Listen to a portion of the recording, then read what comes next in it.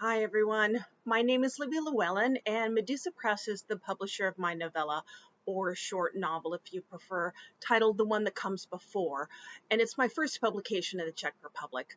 I'm really pleased to have a few minutes to talk to you about it, as thanks to both the pandemic and the absolute economic mess my country's in, I can't afford to leave my apartment for like the next 40 years.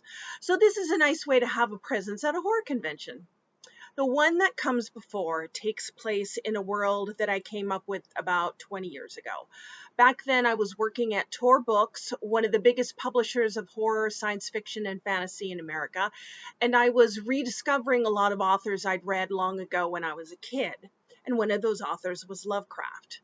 And as I went to work each day, surrounded by all these strange authors and strange books in this very old and creepy building in New York City, I began to fantasize about what it would be like to live in a world where Lovecraft's mythos were real, where elder gods were real, and where Cthulhu was actually asleep and dreaming in a city called Relay that was submerged on the floor of the South Pacific Ocean.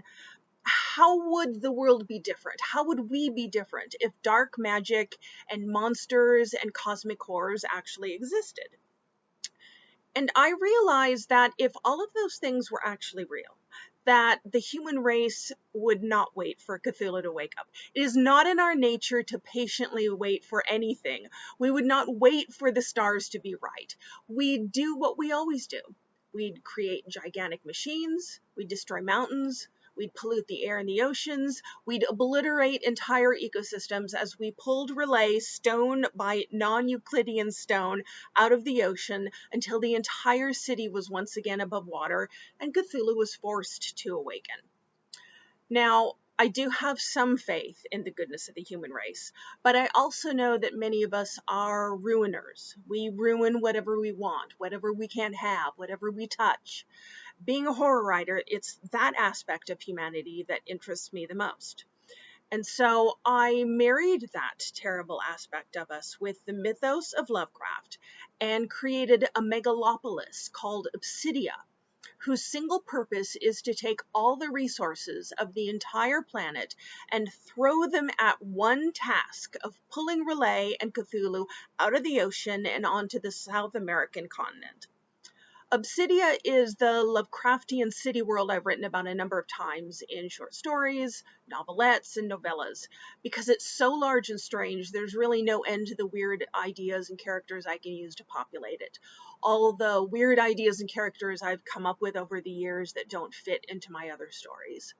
And the One That Comes Before is probably my strangest work out of all of them. I don't want to spoil it for anyone, but I will say that it's about a woman named Alex who is experiencing a very violent and cataclysmic final day of work at her office building in Obsidia that will both give her everything she's ever wanted and at the same time completely destroy her. That's kind of how it works in my Lovecraftian stories. Lots of giving and taking away in equal measure. Lots of blood and gore, lots of body horror, and lots of very, very, very weird sex. So that's a little background on my fiction and on the world of The One That Comes Before. And thanks so much to Medusa Press for publishing it and to all of you at HorrorCon for letting me talk about it. I hope you'll all buy a copy and read it and be utterly disgusted by it and completely love it. And then Medusa can publish even more horrifying things by me. Have a great convention, everyone. Bye.